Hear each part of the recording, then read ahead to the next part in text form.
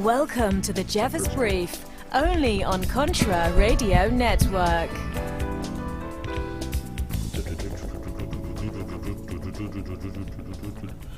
Hello, everybody. I gotta get this fixed somehow, some way. No, that's wrong. That's wrong. Fix it.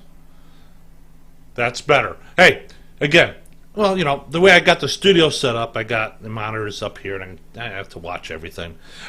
In the meantime, I am John Jeffers. I want to welcome you to the Jeffers Brief. I'm your host, founder, executive producer here at the Contra Radio Network. Later on this afternoon, I'm going to be on the Two Crazy Guys, Don Lowry and Mark Boyle's show. We got some interesting things in play. I don't want to say anything about it because too many times when I think I got something really good going or it could happen, it all turns to crap. Not going to do that anymore. So again, just want to say welcome to the Jeffers Brief. All right. Interesting story just breaking today. As you know, I've been following this coup attempt. It's been going on for over 2.5 years, this investigation. Rumor has it that there have been sealed indictments already handed down. They're holding on to them. However, this just came out. And this is interesting. Was it Fox News and Gateway Pundit are saying that the U.S. Attorney recommends criminal charges against Andrew McCabe, and the Department of Justice rejects his last-minute appeal.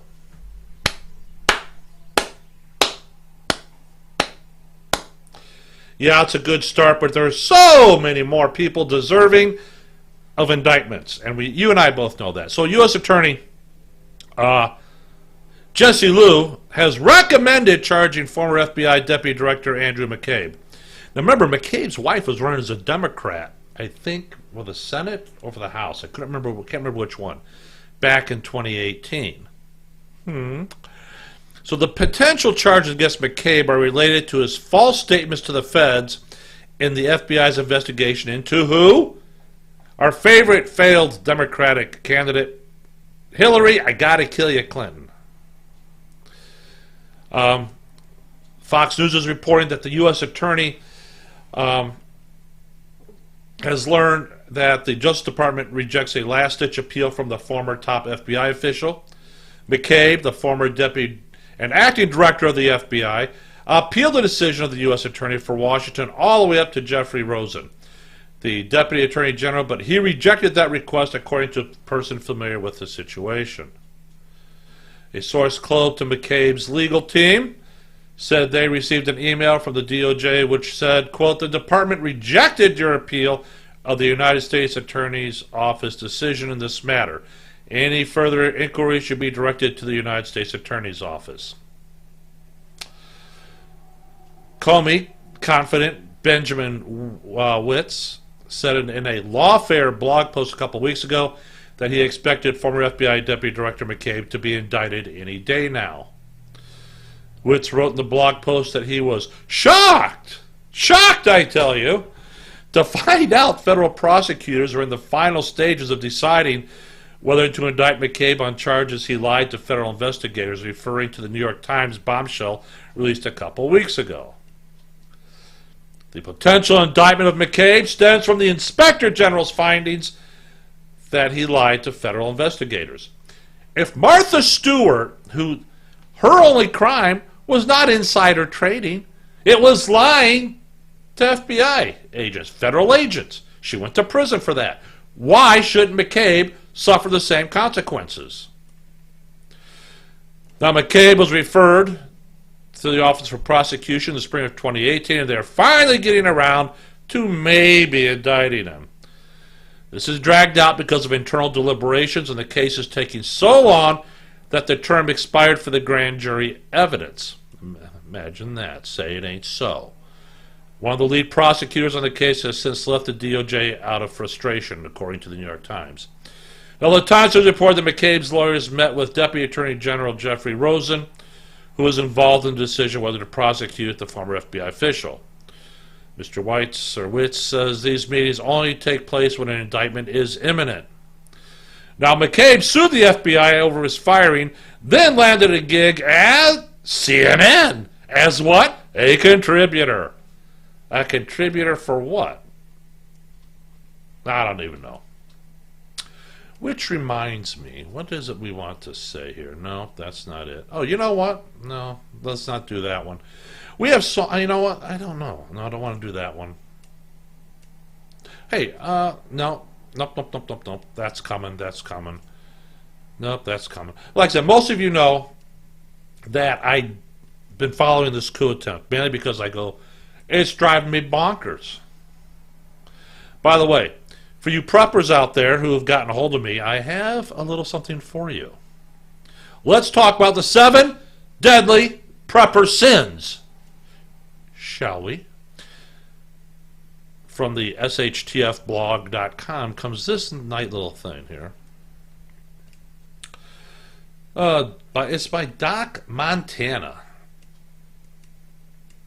He's a contributing author to the blog and to Survival Catch. What do we got here? Common sense has limits. Sitting in a comfy chair designing your post-apocalyptic survival strategy can be entertaining. But play your scenario out further with all the grit of a real grid-down incident, and you'll quickly see that many prepper plans might be little more than lipstick on a pig. Or Nancy Pelosi, as the case may be. So here are the 7 deadly prepper sins based on observations while hanging out next to the recycling bin to see what people toss into it. Number 1, searching out others with like minds. Everyone can disagree about something. Now, it's true, because some people don't think this show's that good. They're wrong, of course, because it is good. Spouses have pledged their lives to each other, still snap and growl over the smallest things. Even tight families blow up at each other over the holidays. So why would you want to shack up with or bug out with a bunch of people that you don't plan on being able to disagree with? But my point exactly is this. You should stock up on smart, talented, skilled, strong people. Avoid the yes men who you think share the same values, purpose, and identity as you do. Instead, you should be ready to make a community work with diverse ideas, skills, honest disagreements, not just because you don't like it. And I dare say, democracy. But if you need a dictatorship of like minds to survive, then I'd give it a 50-50 chance of ending well for you and your clan without the likely intervention of competing clans. Under constant stress, I'd give a compound of like minds 10% or less chance. In other words, look, it's okay to disagree. You don't want yes men saying no yes and kissing your ass every time you turn around on a decision in a grid down situation, because eventually you're going to make the wrong decision. It is much better to surround yourself with people, 1, who are smarter than you, and 2, aren't afraid to say, look, you're wrong and this is why. And it's okay for you to listen and say, you know what, maybe I am wrong. It's okay.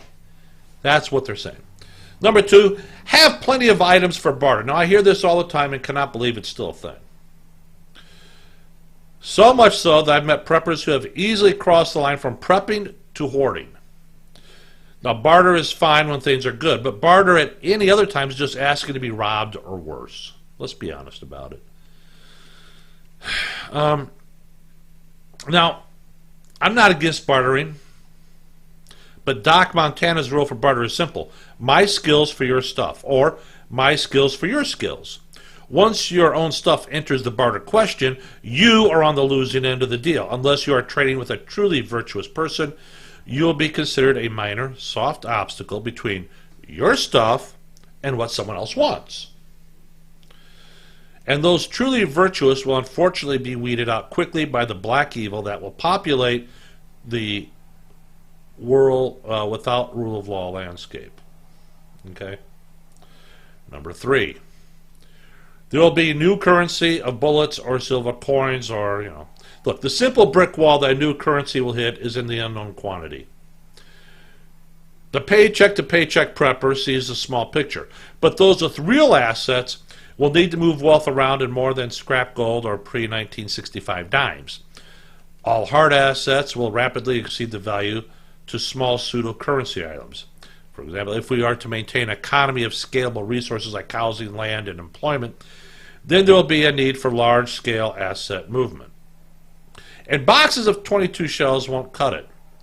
Further, for currency to work, it must have agreed upon value that transfers between people. Paying $1 million for a painting does not mean you have $1 million of collateral. It just means in your personal economic sphere, you chose a painting over a liquid asset of $1 million. It also means you now have a piece of colorful canvas that requires care and feeding if it is to reamass any value when we reemerge from the darkness. But until then, the currency of the future is limited to the need and imagination between any two parties at that specific moment in time. And as we have seen today, people will trade anything to save their loved one's life. And I'd argue that it's impossible to negotiate fairly when one of the parties has an empty belly. I.e., if I give a bag of rocks to you and say, this is worth whatever, the other party has to agree, you know what, I agree. This bag of rocks is worth that, exactly. In other words, both sides have to agree that they both have to agree to the intrinsic value of whatever item it is you're attempting to sell, buy, barter, whatever. All right? That's what he's saying. Stockpile foods you're used to eating. Recycled wisdom will have you believe that you should store food that you eat regularly. That way your digestive system and taste buds will be fine without eating on the run. Bug out mistake is doubly bad. First, bug out food should be chosen on an entirely different nutritional philosophy than daily food. In fact, it is roughly the opposite. Look, your daily food intake should be a balance of fats, proteins, and carbs with a preference towards the freshest foods closest to their natural state. In other words, not processed. Bug out food, on the other hand, is highly processed with a long shelf life, high in sodium, preservatives, and far from fresh. And if your current daily diet mimics bug out food, well, then you likely have some dietary issues that will cause you more serious problems whether you need to bug out or not. Just sample your prepping food to know what you're in for. That's all. For example, dehydrated eggs. They don't resemble the eggs in the shell. I'm telling you that now, my friend. But they're edible. That's all. All right, counting on only 9 meals from anarchy. The concept here is that the civil society will only remain so as long as bellies are full. And after 3 days of no food, it will be game on without rule of law. In reality, the without rule of law alarm clock will go off long before the pangs of hunger drive our reactions. More likely, the flow of information or lack thereof will push society over the edge. An EMP would cause near instant reaction and not in a good way. You know that. The first unchallenged looting will signal the end of civility, and using recent history as a model, depending on the situation, it could be 3 days, 3 hours, even 3 minutes to anarchy. So read the signs, jump the gun. Number 6, ending your preps with 3 ways to make a fire. The mistake here is not in the number of ways to start a fire, nor in the selection of choices, but rather in the outright lack of ways to maintain a fire. Campfires are hungry beasts. Even a small fire requires pounds of fuel per hour. A cooking fire, even more. So the focus on fire starting at the expense of continuous firewood processing is an oversight that can be deadly in more ways than one. Now, the initial tender of a fire is small and fast burning, but a mature campfire requires a supply of larger fuel that will only burn as efficiently as the wood is processed. Okay? Dragging a downed tree across the fire is hardly a smart play for controlling a bug-out fire. So have on hand big tools including an axe, bow saw, hatchet, in fact, Add a splitting maul, splitting wedge, and sledgehammer if you are truly serious. And don't forget the gloves. Number 7, believing you are prepared. Now, a common theme that runs through prepper-oriented advertising, and in fact, the very word prepper is the belief that you can be prepared. In reality, prepping is nothing but a continuum of spectrum of possible situations for which you have a potential solution. Of course, you should work towards preparedness, but the deadly sin here is to reach a point of contentment where you now believe you have the means and skills necessary to survive your predicted scenarios. But here's the catch. Things on planet Earth are actually quite good right now. If you've invested money, time, energy, and loads of thought into the project, it is easy to let that project drive your future decisions. Patiently waiting for a collapse or hoping for a little economic or civil shakeup so you can go into active prepper mode is not only dangerous, but it's also unpatriotic. It means you have given up on the great American experiment. Any downfall might get your prepper juices flowing, but it will traumatize and terrorize children who are the next generation of leaders of this great country. Stockpiled preps should never be a comfortable excuse to burn down institutions that America built over centuries. Like a 250-year-old tree, once you cut it down, the landscape is forever changed. It will never be as good as it was, at least not for another few centuries. So prep with goodness in your heart, not darkness in your future. Just because you prep does not mean you will survive a critical incident. Let's be honest, a lot of it has to do with luck.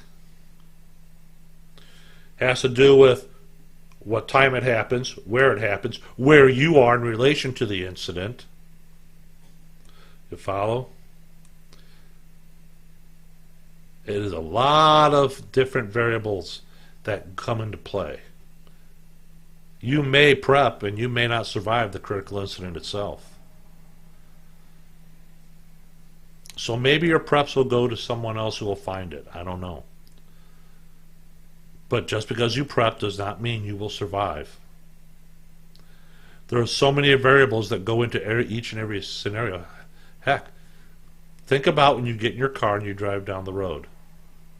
Think about all the things in play that you have to keep an eye out for so you don't crash into another person, an object, you get injured, somebody else gets injured. You know what I'm saying?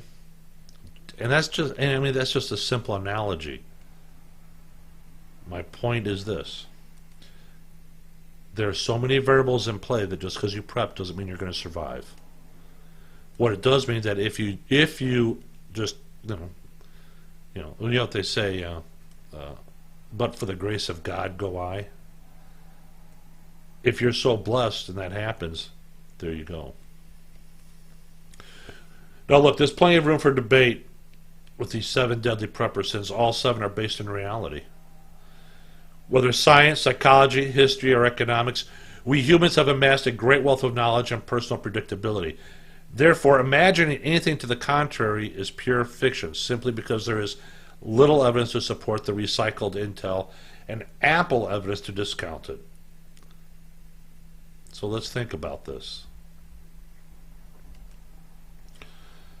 Just think about what we talked about. For my prepper friends, there you go. My prepper listeners, there you have it. Something to think about. That's all I'm saying. Now, for some reason, and I don't know why, but it appears, mind you, that in this month so far, California is listening to more downloads and episodes on the Contra Radio Network. Now, maybe they're catching a little bit from KYAH 540 AM in Delta, Utah, which this show and Conservative Underground with Don Lowry and Mark Boyle, the prepper guy. All 3 are here on the Contra Radio Network. We all 3 also have shows on KYH. Maybe they're catching some stuff there. Inside every progressive is a totalitarian screaming to get out. But here we have something for you people out in California. Don't forget you people in Canada. I'm watching what's going on up there. You listeners in the Yukon, that province has more listeners on CRN than the rest of Canada combined.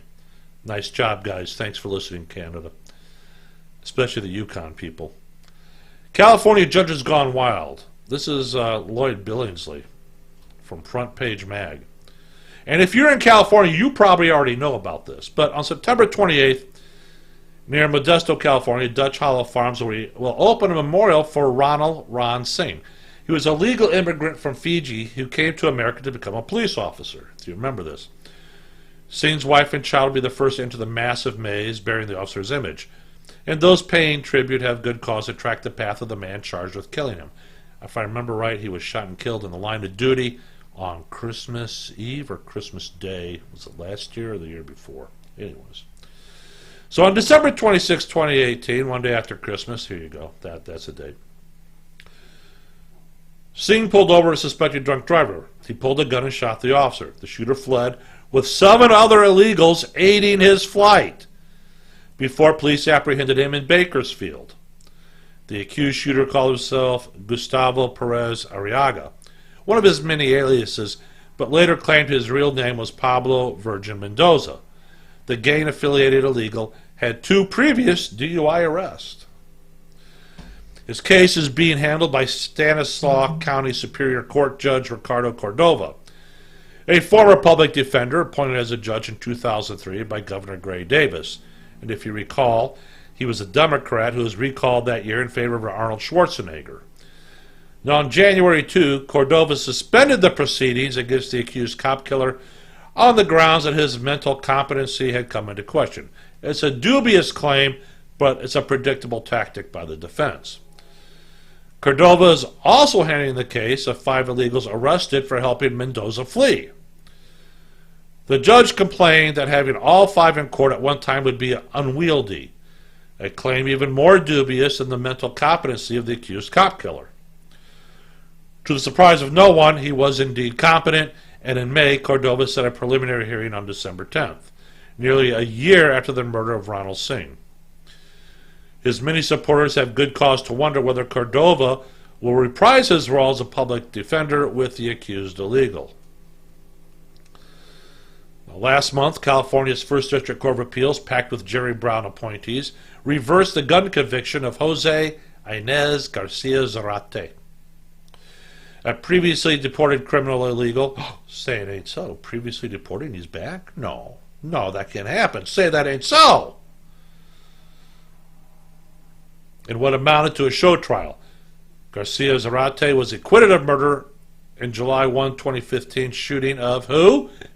That's right, Kate Steinle, 32, on a San Francisco pier. Despite the reversal of the gun charge, the illegal did in fact discharge the weapon that killed Steinle. We all know that. Now in May, Ismael Huazo Jardinez, or Hardinez, crashed into a Sutter County residence, claiming the lives of 3 people, including a 10-year-old child. The drunken illegal attempted to flee the scene, but Judge David Ashby, a 2016 appointee of Governor Jerry Brown, allowed Hardinez to post bail. He was arrested by ICE and found to possess 2 stolen firearms, 2 dozen cell phones, and $12,000 in cash. In California, the anti-ICE prejudice goes all the way to the top. In 2016, California Supreme Court Justice Tani Cantil Sakaya charged that federal agents were stalking illegals in courthouses. The former blackjack dealer thus showed her hand as an advocate for violators of U.S. immigration law. Other judges were eager to cut convicted terrorists some slack. Last month, U.S. District Judge Garland Burrell ordered the release from federal prison of Hamid Hayat, convicted on terrorism charges in 2006. That delighted Hayat's defenders, CARE, and the Muslim Legal Fund of America, who had gone judge shopping. Now, by releasing Hayat, Burrell was following the recommendations of Magistrate Judge Deborah Barnes, who allowed relatives of Hayat to testify from Pakistan by a video hookup. It remains unclear how these witnesses were identified, under what law they were sworn in, and how they were cross-examined. To the surprise of no one, they testified that Hayat could not have attended a terrorist training camp, one of the crimes for which he was duly convicted. Despite the crowing of CARE bosses, the premature release of Hyatt does not mean that he is innocent of the original charges. By the way, side note here, when you go to court, you are not found guilty or innocent. You are found guilty or not guilty. Period. You will never, ever, ever say, a judge say, or a jury verdict come back, well, he's innocent. It's not guilty. Got it? Remember that. Don't say stupid things. I'm trying to help you here. So back in 2015, Islamic terrorist Saeed Farouk and Tashfeen Malik gunned down 14 people in San Bernardino. You all remember that. The Muslims carefully planned the attack, rigging explosives to kill first responders. Had the terrorists survived, Californians could easily believe that state courts might have ignored their motive and questioned their mental competence. Now, California Attorney General Xavier Becerra, once on Hillary Clinton's shortlist as a running mate, recently tipped his hand that 10 million illegals reside in California. Automatically registered to vote by the DMV, illegals have become the Democrats' electoral college. So Democrats protect even the violent criminals among them at all cost. State judges, in effect, serve as a pro bono law firm for illegals and rank their concerns above those of their victims. As legal immigrants and legitimate citizens might note, it was a private entity, not state government, that created the memorial to Ron Singh. Those who show up on September 28th will be admitted free, and all donations will go toward the Corporal Ronnie Singh Memorial Fund. Meanwhile, legal immigrants, legitimate citizens, and anyone concerned about public safety might monitor the way former public defender Ricardo Cordova handles the case of Pablo Virgin Mendoza, accused of gunning down Ron Singh. So mark your calendars now for December 10th. Huh? Oh, here you go. You're going to love this one, guys. I'm serious. You're going to love this one. You have now got, I'm going to warn you now that Western table manners are now racist. I know. Well, what are you going to do? You know, what do we got going on up there? Yeah. So, your table manners are now racist. Because, well, you're a Westerner. We're gonna...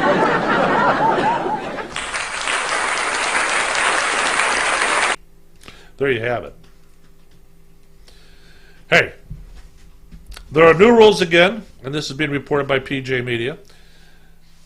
So I want everyone paying attention. Eating your food the way you've been taught to with forks and knives, because this is the West and that's what we do, is racist. And it hurts people who are still upset about colonization from hundreds of years ago. So writing in today's Parents, Joshana Maharaj is outraged. Outraged, I tell you. Just outraged that some teacher somewhere in Canada told a little girl not to eat rice with her hands. Now this prompted Maharaj to write about learning how to eat around the world where using hands is acceptable, and how the West is just racist by using utensils or something. Who knows? So she writes, recently, I chatted with someone who told me a story about her young niece who goes to a prestigious preschool and was eating rice with her hands at lunchtime. The feedback her parents received was that this child needed to work on her table manners and to use proper cutlery to eat. I immediately felt a rush of anger bubble up inside me when I heard this. The message that eating food with your hands is an unmannered way to eat is a real problem for me because it is dripping with the control and shame of colonization, which is particularly dangerous in an educational context.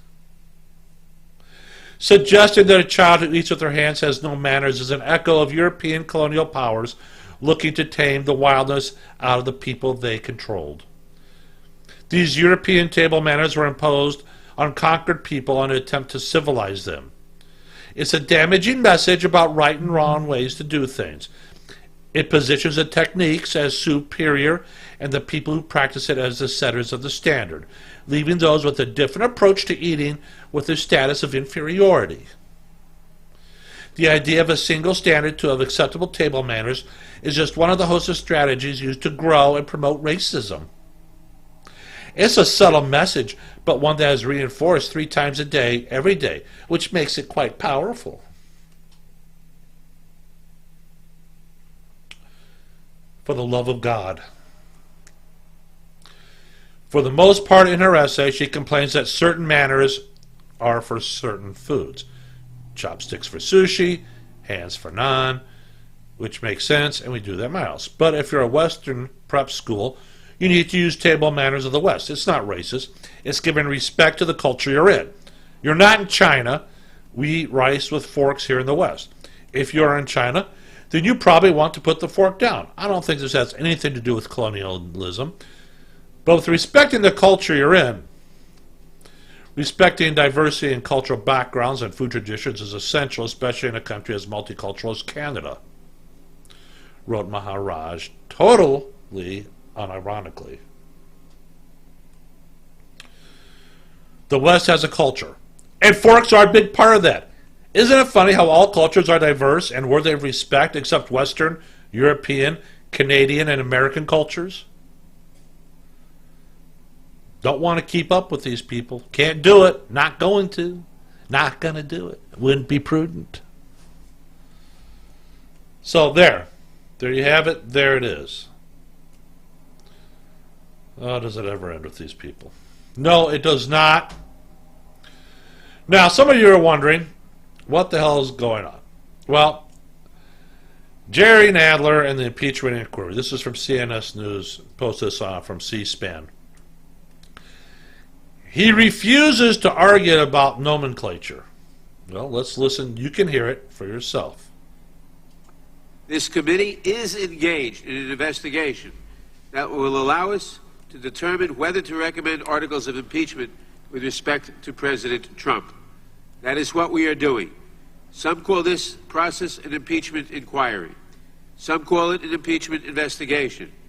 There is no legal difference between these terms, and I no longer care to argue about the nomenclature.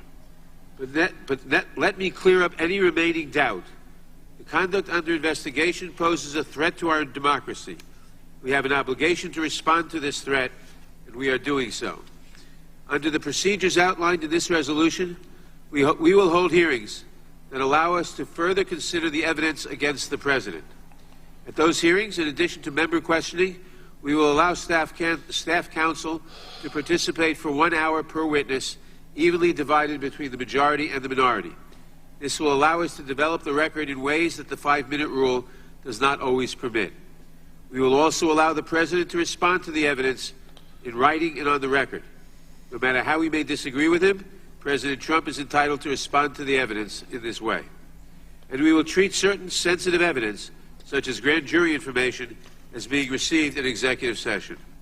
Under these procedures, when we have finished these hearings and considered as much evidence as we are able to gather, we will then decide whether to refer articles of impeachment to the House floor.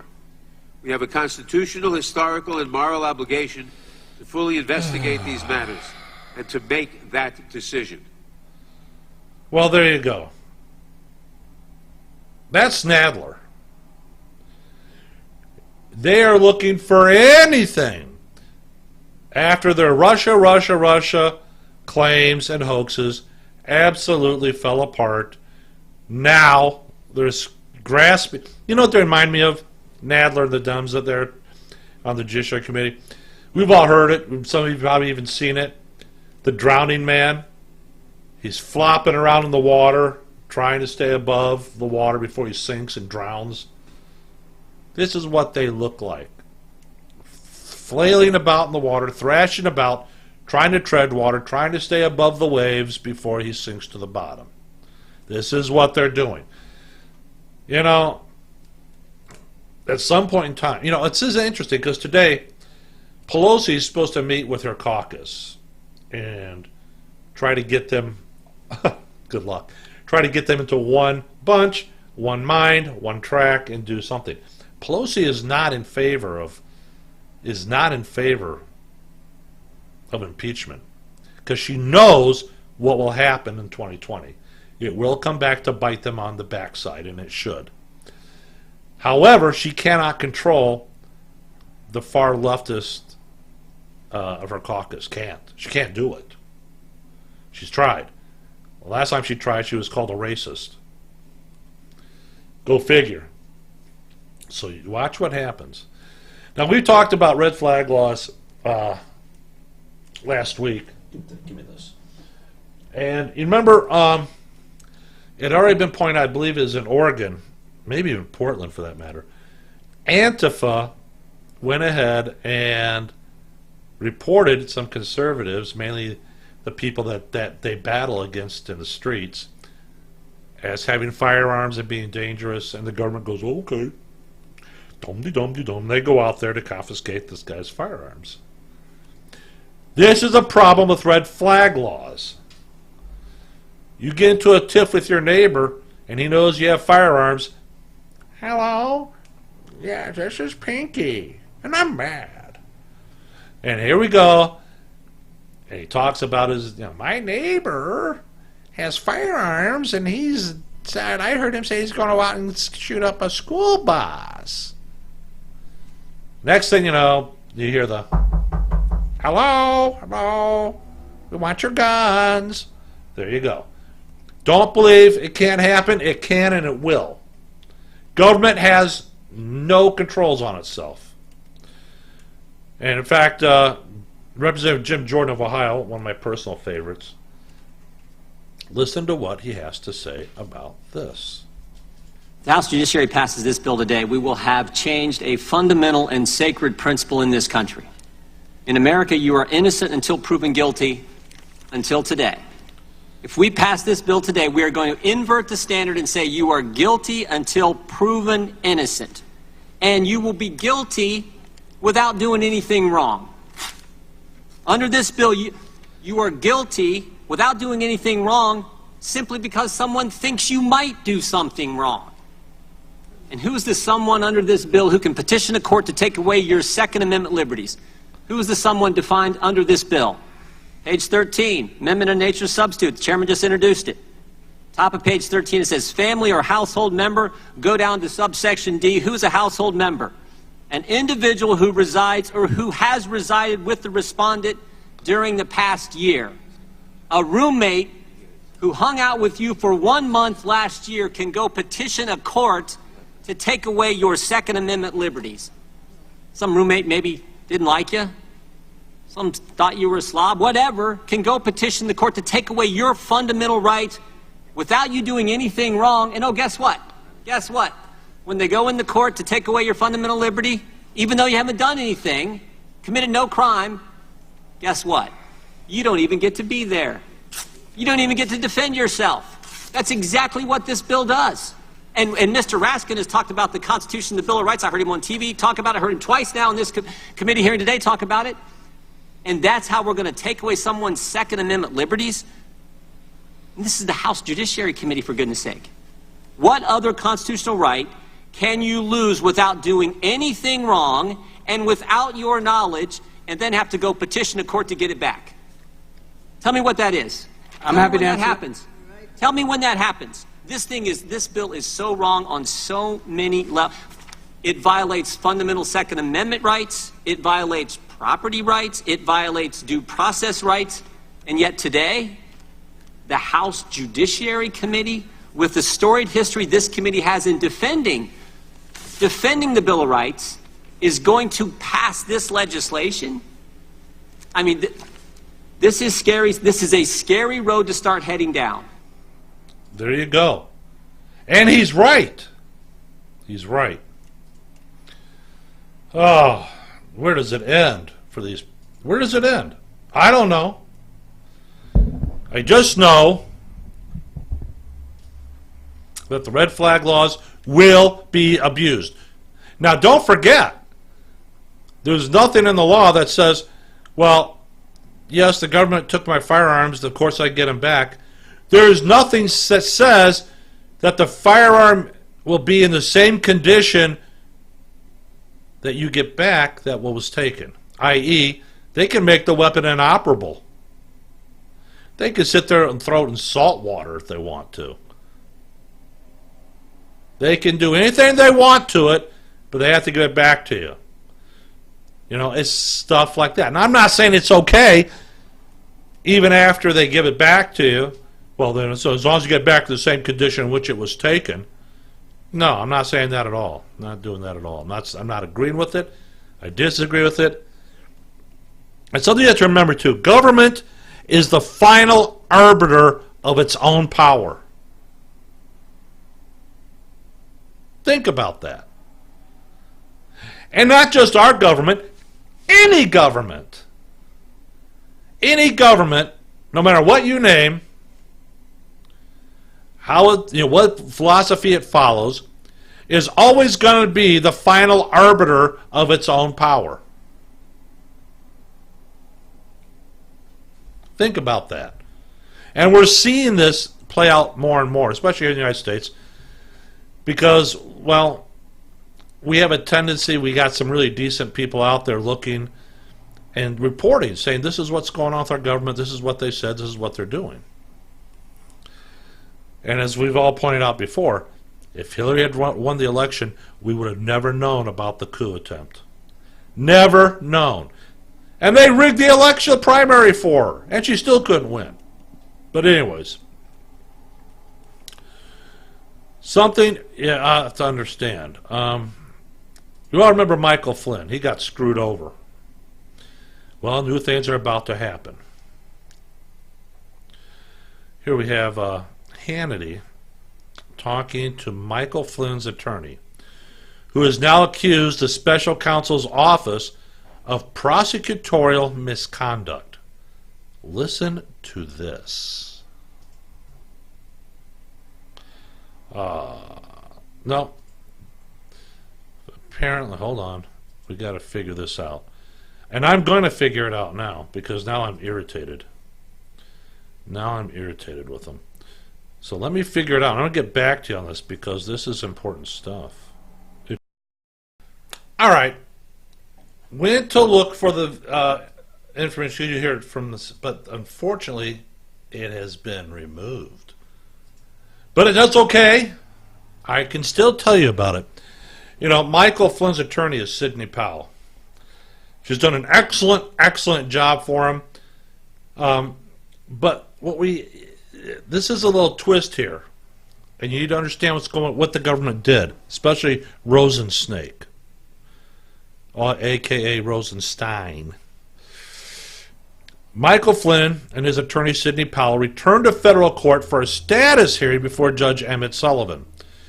Now, generally, status hearings are uneventful. However, this hearing falls on the heels of an explosive filing by Flynn's defense outlining allegations of serious prosecutorial misconduct and claims the DOJ is withholding Brady material. No, not Brady Bunch stuff. What the Brady material is basically discovery. And it's very basic. It happens in court every day. And basically what it is both sides have to share with each other the information they have. So that way there's no Perry Mason moments in court. Your Honor, I have a surprise witness. No, that's not how it works. That's just Hollywood. That's what they're talking about. So she was on Hannity. Her and Judge Janine and Hannity were all on.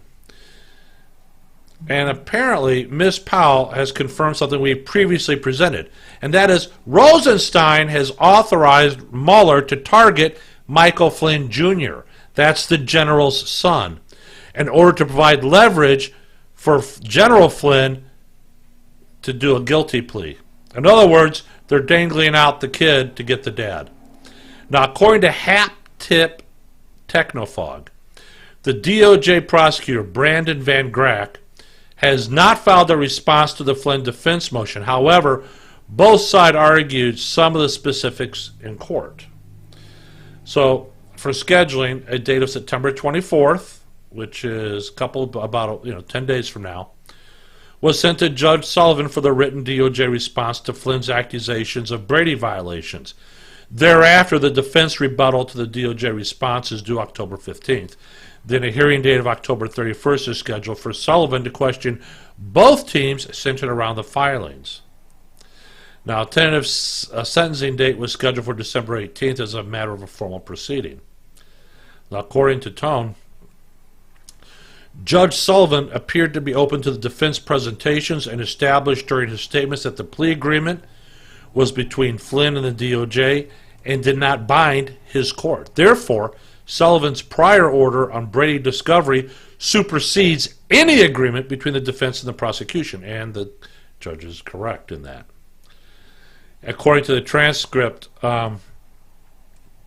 it starts on line 8, and basically it says this, and it's the judge speaking. He says, "And let me just refer to the plea agreement that says at page 6 under trial rights sentence 2, quote, your client, Mr. Flynn, agrees to forego the right to any further discovery or disclosures of information not already provided at the time of the entry of your client's guilty plea," end quote. And the court emphasizes that's an agreement between the parties. Had this court even taken the plea, actually, the court did not take a plea. It took the second plea. But had the court taken the first plea, that provision is not binding on the court. That's an agreement between the parties. So notwithstanding that information in the plea agreement or any statement therein or subsequent thereto that suggests Mr. Flynn has waived his right to further discovery, the government must comply with the court's standing Brady order of February 16, 2018, or at some point demonstrate why it should not be required to comply with that. So thus the court has established, despite the plea agreement, the DOJ is still responsible for delivering exculpatory Brady evidence that is relevant to the purpose of court proceedings, including material that should be considered for sentencing.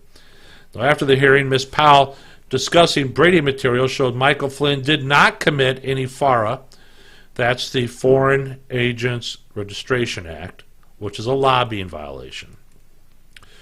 Judge Sullivan gave an example of how the court considered Brady value around the evidence of a FARA violation or lack thereof. Now, in prior proceedings, the DOJ implied benefit within the plea deal because Mr. Flynn was not charged with lobbying or FARA violations. The absence of legal responsibility would be considered a benefit to the defendant by the court. However, if the actual evidence does not support the existence of a FARA violation, then the court would be mistakenly considering a benefit within the plea. Now, Ms. Powell has confirmed the example according to the transcript. She says, starting on line 8, so if you're saying there was no factual predicate for that FARA violation, then it should not have been mentioned at all as a potential quote-unquote benefit because that's something the court will take into consideration. Ms. Powell says exactly. The court says, so that's a good point. Ms. Powell says, among other things, yes. The court says, all right. So I'll wait for your reply to find out what the other things are unless you want to tell me today. Now the bottom line is Judge Sullivan is open to reviewing all the exculpatory evidence that is required by his standing Brady order. This is helpful to Flynn's defense because it puts the DOJ on notice that they must provide a fulsome picture of the Flynn case to both the defendant and the court. Now, Ms. Powell then highlighted some of the particular concerns surrounding missing Brady evidence. For example, the DOJ sat on the page Strzok tests for months in violation of the court's discovery order. Ms. Powell says, and this is from the transcript, there is far more at stake here than sentencing. As new counsel, we have an ethical obligation to review everything that has happened in the case or not happened, as the case may be, and that is why we filed a motion to compel production of Brady material. There have been stunning failures to produce Brady in this case, going back as far as July 2017, when the government had the page Strzok text messages and special counsel was informed of that, sufficient to cause the removal of Mr. Strzok and Ms. Page. Yet not a single page Strzok text message was produced to the defense until, and the court interrupts and says, do you contend that the information is exculpatory insofar as Mr. Flynn is concerned? Ms. Powell says yes. The prosecutor, Brandon Von Grack, then countered Ms. Powell by saying the DOJ, quote-unquote, notified the defendant that such communications existed. Starting on line 1, this is also from the transcript. Counsel raised was that the defendant was unaware of the text message between Strzok and Page that were made available or disclosed in 2017. There are 2 points on that. First, before the defendant signed his guilty plea, before his first plea of guilty before Judge Contreras, the government had notified the defendant and his counsel that such communications existed, in which the agent, Peter Strzok, had shown a preference for one of the president's candidates for president.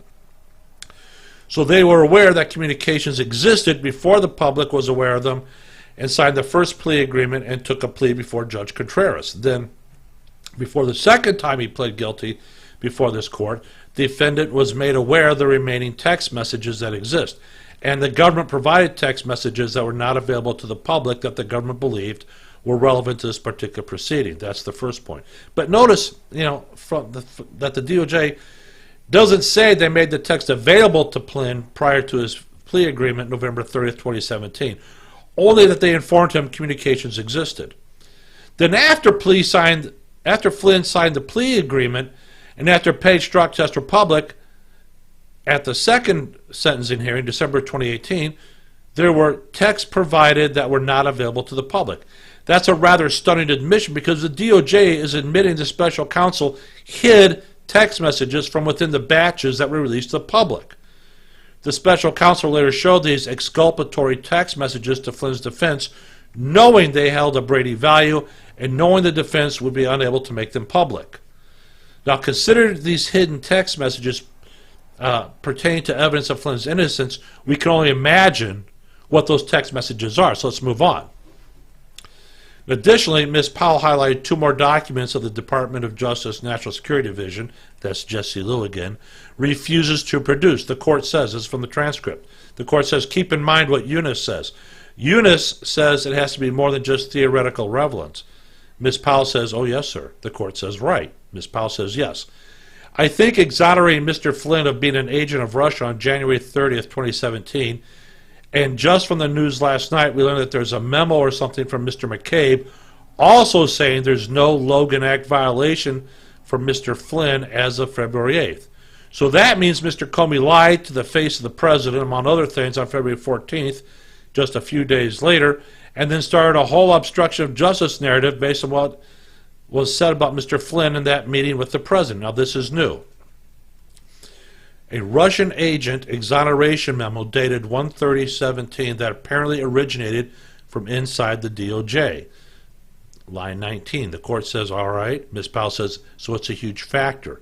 We've also learned that there was a letter dated January 30th, 2017, or an internal memo from the Department of Justice that completely exonerates Mr. Flynn of being an agent of Russia, and that document has not been produced to us yet. The court says, all right, you're going to address, and... So number 2, a DOJ memo clearing Flynn of the Logan Act on 2/8/17.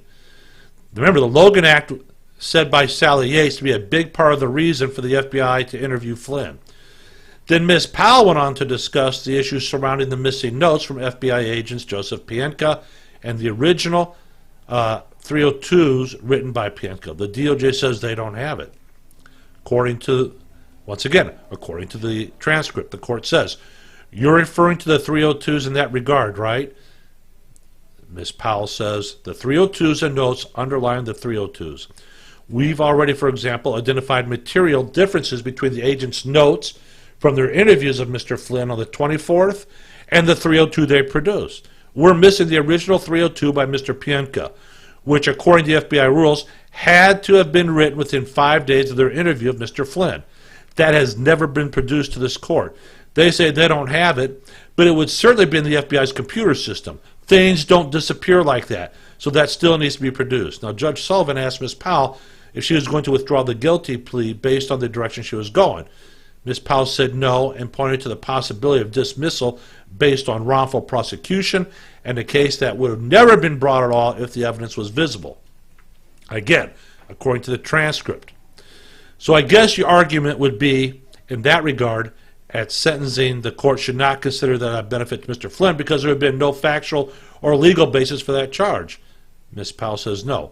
I think the point is going to be that there is an egregious government misconduct and long-time suppression of crucial Brady material that should have been provided to the defense before there was ever a plea. But Mr. Van Grack told counsel he didn't have an ethical or legal obligation to produce anything pre-plea, and then post-plea he's maintained he has no obligation to produce because he pled guilty. So I'm trying to figure out how the government conceives of its Brady obligations in this case, because it seems to be that it doesn't have one.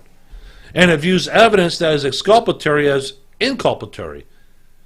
And this court knows from the Stevens case, more often than not, so not just a January 30th memo exonerating him of being an agent of Russia, there's one thing after the other that we can document that exonerates Mr. Flynn in any number of ways. Now, that'll be interesting to see the official response to the DOJ to all the claims and accusations, and that's due in 10 days.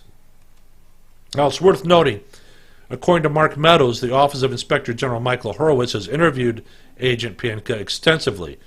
Prior attempts by Congress to gain testimony from Pientka were blocked by the FBI and Rod Rosenstein. Agent Pientka was never interviewed by the Joint House Judiciary and Oversight Committees, that's Goodlatte and Gowdy. The reason explained by Meadows was simple. Pientka was on Weissman and Mueller's special counsel team. Congress was not allowed to interfere in the Mueller probe. In hindsight, this looks like Weissman, Mueller, and Rosenstein strategically using the investigation as a shield from sunlight. So the the Flynn interview took place on January 24th, 2017. The Pientka report was written January 24th, 2017. The wording was then deliberated by a small group approved by FBI Deputy Director Andrew McCabe and entered into record on February 15th. So you see what's going on here. It just goes on and on and on. It's just ridiculous. There's no rhyme or reason for it. And that's why we have what we have. All right. I got like a few minutes. I want to encourage you. No, not yet. I'm going to hold on to it. I'm not going to get caught up in it again. We got some things. I'm working on some things. I'm going to meet with some people here at CRN. I think you'll like what you hear if it works out the way I think it does. I don't want to put you on the hook for any of that stuff, but I just want you to understand what's going on. What do we got here? 40 items have been requested by the Flynn defense. They've unsealed the Flynn Brady motion. Ta-da. 40 bullet points that are outlining material sought by Michael Flynn. And, of course, we just talked about that. 40th thing. You know, I can see the court, if the government has refused to divulge Brady evidence, there'll be some issues. Serious issues. But the question is, again, like you, I'm tired of waiting for the shoe to drop. But like I said, the word is that AUSA Dunham already has sealed indictments, and there are more to come. That much I'm aware of. All right. You like CRN, so do I. Get the word out to your friends. Let them listen to it. Around the world, I want to say thank you for our listeners. Believe it, we have a listener in Russia. Yeah, we do. France, Germany, the United Kingdom, Northern Ireland. That's got to be Porky Wheel. We have Canada. So, we are watching what's going on in Canada. They're having their own issues with their own liberal press, Antifa, and other things. But we're keeping an eye on it. We're going to see. I'm trying to get Stefanos Karatopoulos. He's a lawyer up in Canada, very heavily engaged in the fight against the liberals up there. Trying to get him on here, scheduled for an interview. In the meantime, if you like us, please visit ContraRadioNetwork.podbean.com. Throw me a couple bucks so we can keep this going. It's going to be really interesting as time goes on. So, in the meantime, remember, you can vote your way into socialism, but you got to shoot your way out. That's the way it is. Until then, I'm John Jeffers saying thank you for listening and watching. If you're going to watch the video, it will be posted. Thanks again. We really appreciate it.